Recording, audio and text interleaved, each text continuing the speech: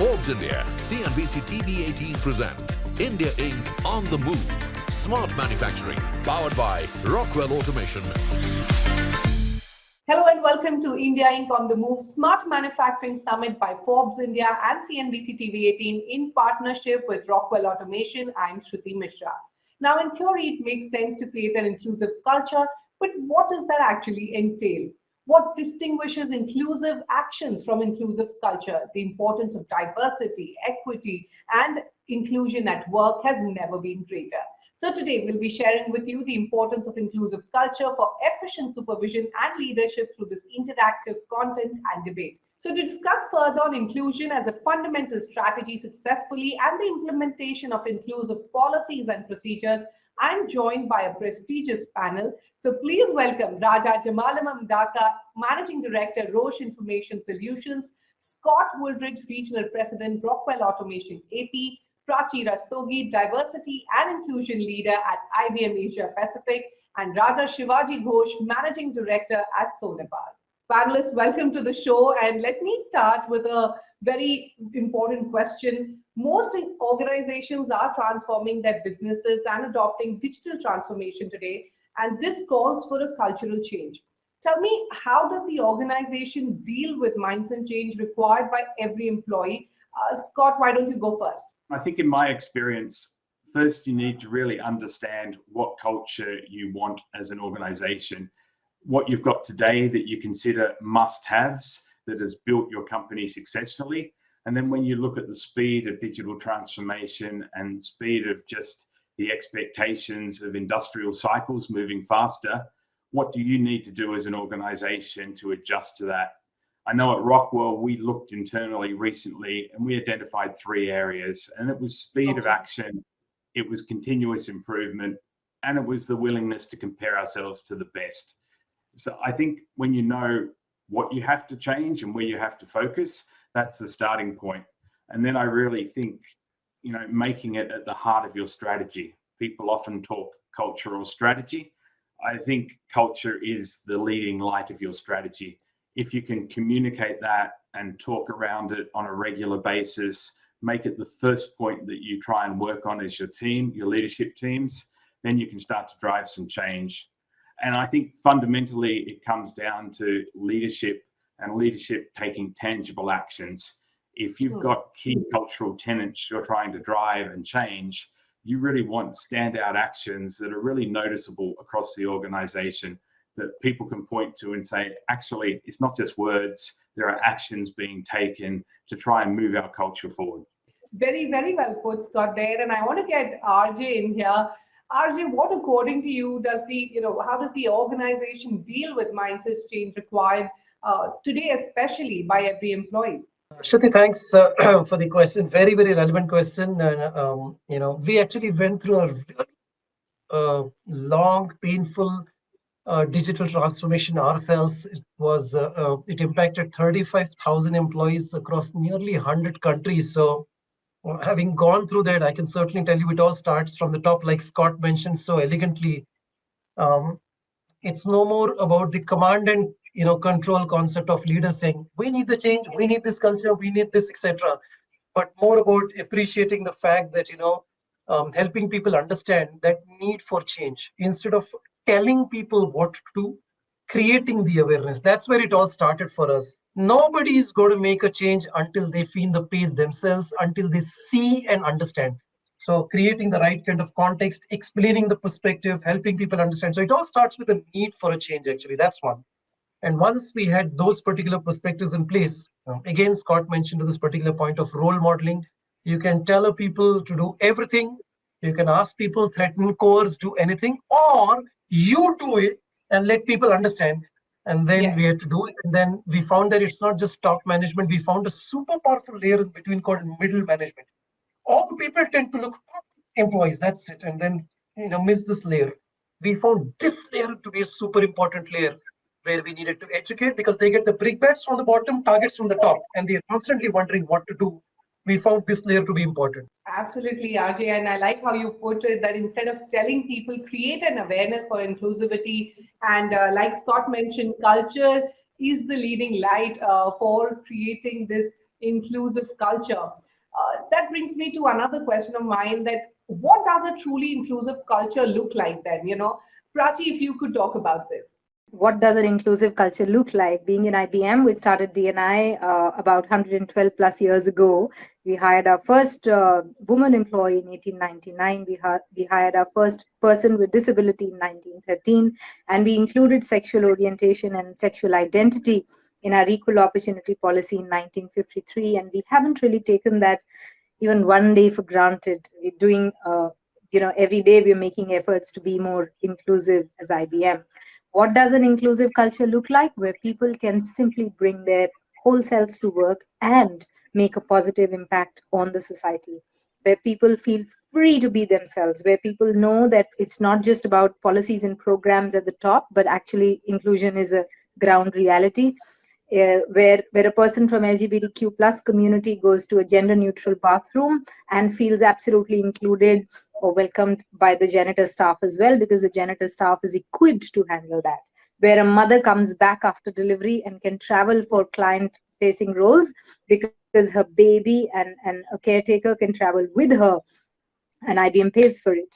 Where a person with disability, visually impaired or hearing impaired or neurodiverse or any other diverse ability is taken care of with the accommodation that one needs to do great work. Absolutely. Wonderful points there, Prachi. And, I like the fact that where people feel free, that is a truly inclusive culture, what you just mentioned.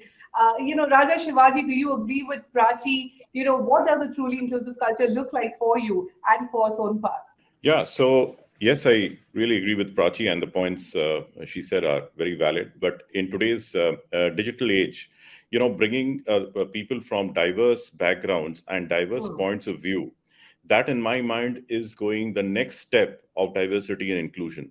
So you have people who are actually, and some of them would, call it bad, digitally challenged. So you bring those guys together and they can contribute in diverse points of view and attack a problem from different angles. So you're actually bringing people and you're actually embracing the digital transformation change. At the same time, you are solving real life problems.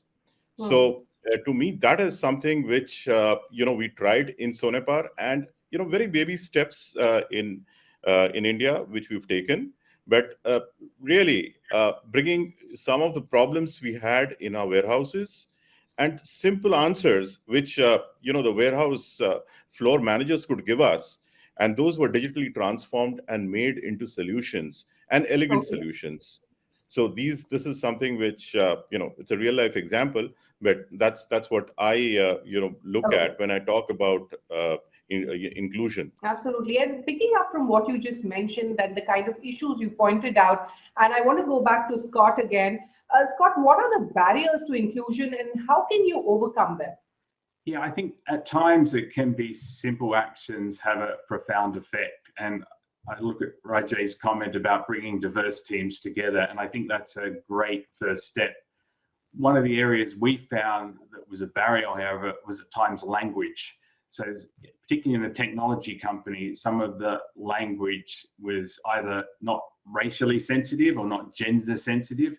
And we spent a lot of time talking about how to talk about diversity and diverse communities and cultures and how to make that not something that to be afraid of, but to be open to talk about. And then what were the ground rules? What were the common communications terminologies we were comfortable with so people didn't feel excluded when we brought them into that diverse background and diverse group. I also think one other area that is worth focusing on, and we found ourselves that we were challenged in it, is an area around unconscious bias. And everyone has biases, conscious or unconscious. And we did a lot of work in recruitment. And I know for me, I would say I was not biased, but then I also acknowledge that, if somebody went to the same university I did, had a similar career path with similar companies, and barracked for my cricket team, I naturally had a positive bias towards them. And that can certainly bias how you recruit and how you build your teams.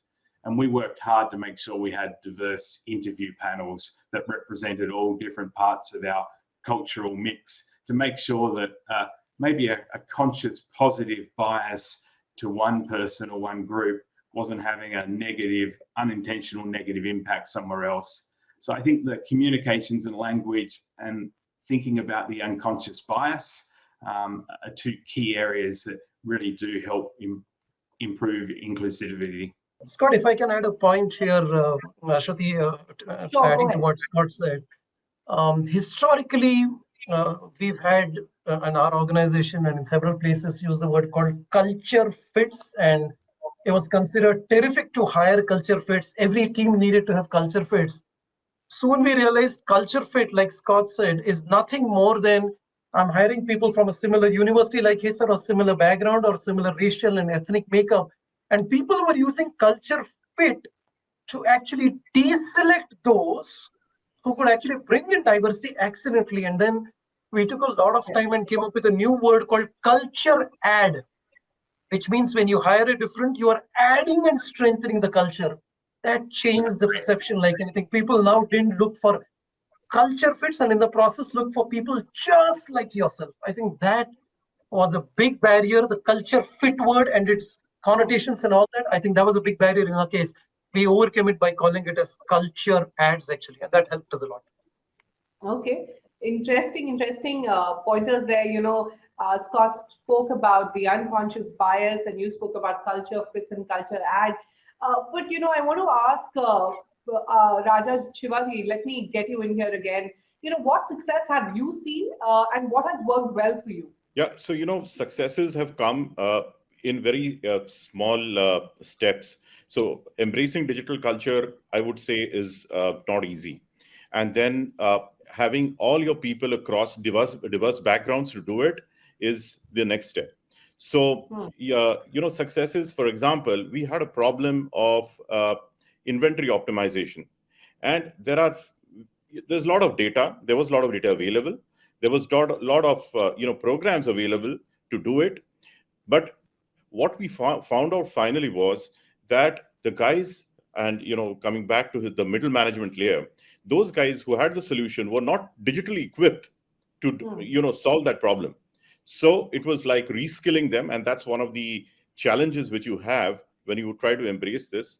You reskill them and you digitally equip them to solve that problem, and that worked for us, albeit in a small way, but it really worked. And that's really the first step, which is one of the successes. So things like analyzing your data, simple. First of all, getting the data right. I mean, getting all the data together and getting that data right is the first step, and that's one of the success which I could call it. And for that, you need people who have both a mix of intuition as well as logical thinking. So you have people who intuitively can grasp something. And I would say, and again, that bias and unconscious bias which Scott talked about, there are in my organization a lot of ladies who I know could just grasp intuitively that this is what needs to be done. And logically, the same answer could come from a man. And you put both together, and if they work together, you have fantastic results. I mean, they're just small examples, but some of the small successes which we've seen in embracing this digital culture. Yeah. You brought up forward a very important topic of reskilling employees, because a lot of this is a challenge, and a lot of companies are working on this. Let me quickly get in Prachi here. Prachi, we spoke about the issues, we spoke about how you guys are solving it at your respective companies, but what are your top tips to start accelerating inclusion? 3 tips. One is leadership responsibility. So if HR tries to do D&I themselves, it will not really work. What's really important is that business leaders take equal responsibility for hiring, for promoting, for retaining diverse resources, building an inclusive environment. It's really important to include business leaders. Give them responsibility because their skin needs to be in the game. Number 2, allyship. Every employee should feel responsible for building an inclusive culture. It's not just the job of the leaders or the managers and HR. Of course, we should sort of define everything in a very broader way, but at the end of the day, we educate, equip, create an environment, but every employee should feel responsible to build an inclusive environment and be an ally to each other. Third, And the last tip is that external eminence. If a company is just inward looking and saying that, we will be just passive, non-discriminatory, and we don't really care what happens outside, it doesn't really work, because people want to work with organizations that care about things that are happening outside the company. So when a George Floyd gets murdered, people want that their leaders sort of speak about it, or any such incident. We have to be bold as an ally publicly as well. So external eminence is extremely important if we want to do well, if we want to keep abreast with what's happening latest in the market. Okay, RJ, would you like to add something more to the 3 tips that Prachi just gave, that leadership has to be responsible, there has to be an allyship, and external eminence she spoke about? So one thing very, very important that I can say is the ecosystem. Second, correcting the wrongs. And correcting the wrongs could be as simple a thing as looking at your facility again. Introverts don't talk a lot. Doesn't mean they don't want to. They prefer more focused places, whereas extroverts want to talk everywhere. If your home is designed with the extroverts, and unconsciously, you find one set of people checking out completely. So I mean, correct the wrongs from holistic perspective. And then, of course, measure the right kinds, measure just not in letter, but in spirit. Doing these kinds of things, and I think can act as a super complement to what Prachi just mentioned. I think can have the right kind of inclusion place, not just in letter, but in spirit also. Absolutely. So measure and correct the wrongs from a holistic perspective. And talking about a holistic perspective, let me bring in Scott once again. Scott, what are the many ways you feel that can help leaders become inclusion allies? Yeah, I think I'd also like to comment on Prachi's comment about leaders making an action as an organization, making bold statements. And that really resonated with me. The George Floyd shooting in the US, that was actually very close to our corporate headquarters. We're headquartered in Wisconsin, Milwaukee, and we've been a 100-year-plus company like IBM, but quite conservative historically in our commentary. As we made an effort to become more diverse and inclusive, we've become a lot more externally vocal. So our employees, again, believe what we're saying and what we're trying to drive as an inclusive culture internally, that our key leaders are prepared to make those statements on behalf of the organization of what we truly believe, and it really does resonate internally and externally when you do that. And I think to get leaders confident in that, you need to provide the environment to support them, but you also need to provide the education and tools. And I think one thing in Rockwell we have employee resource groups, and there's 13 employee groups for different sort of racial groups or gender diverse groups or religious groups or groups with different sexual orientations. And it's not just people that identify with that area, it's allies. As Prachi mentioned, allies are important. So it's an environment, a safe environment that you can share, you can come together for events, you can share good practices, bad practices, and learn. And not just, as I said, the allies can come into that environment, learn what works, what resonates, what doesn't, and how we can improve. So it's a very safe internal environment that you can provide a lot of support and empathy, and also learn and feel comfortable that you're not going to offend a certain community yourself by speaking out unknowingly in the wrong manner. So I think those employee resource groups really add a lot of benefit. Let me quickly get in Raja Shivaji here. Give us some tips on how to start an inclusion initiative right now in an organization, and how to utilize that data to measure its success. So again, it's been said, people need to own the initiative and understand that this is going to really create profitability, revenue for the organizations. I mean, the innovation will come about when you have these people of diverse backgrounds working together. This is something people need to understand. So you take a very specific project, and that's what we did. And it was driven from the leadership top down. Also, people started to own it. And when people started to own that project, we started also recognizing people on the successes. And there were small successes. So you celebrate every small success. All right, so celebrate small or celebrate every success. That is crucial. Prachi, if you can, I would like to pose the same question to you. If you can share some tips on how to start an inclusion initiative right now in an organization. It's really important for organizations to ensure that they work on diverse resources, which they will of course do, like women, like LGBTQ plus people, PWD, people with disabilities or veterans, or in other countries, Hispanics, Aboriginal, etc. Great. Make sure that they neither become victims nor become entitled. I shouldn't say as a woman, oh, poor me, what to do. Ages of biases happen to me.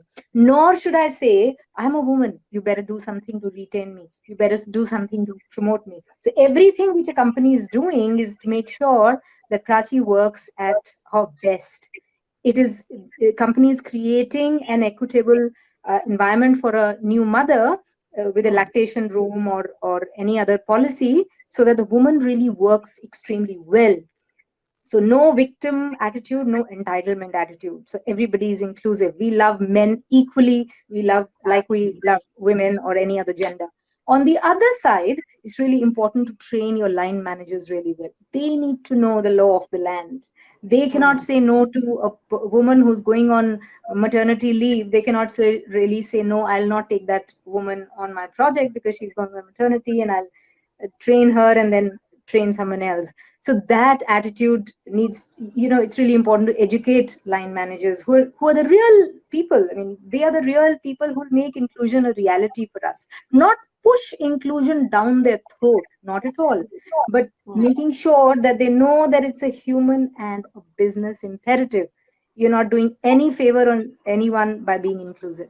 Very, very well put, Prachi. And one final question before I wrap up, and Scott, if I can get you back. How can companies and brands activate inclusive leadership on a company-wide scale? I think there's multiple levers you can use to try and activate that inclusivity mindset amongst leadership. I think I found personally, particularly coming from a technology and engineering company, facts and figures have an impact. And I think there's enough data. If you look at McKinsey or Ernst & Young, anyone that's studied in this space will tell you that companies perform better when they're inclusive and diverse. They're more innovative, they generate better profits, you're tapping into a much broader talent pool of people in the market, so you're naturally getting better skill sets. So there's a first step, which is to make the teams believe that yes, it's backed up by science, it's real. We need a diverse culture to be a successful company and to be better than our peers.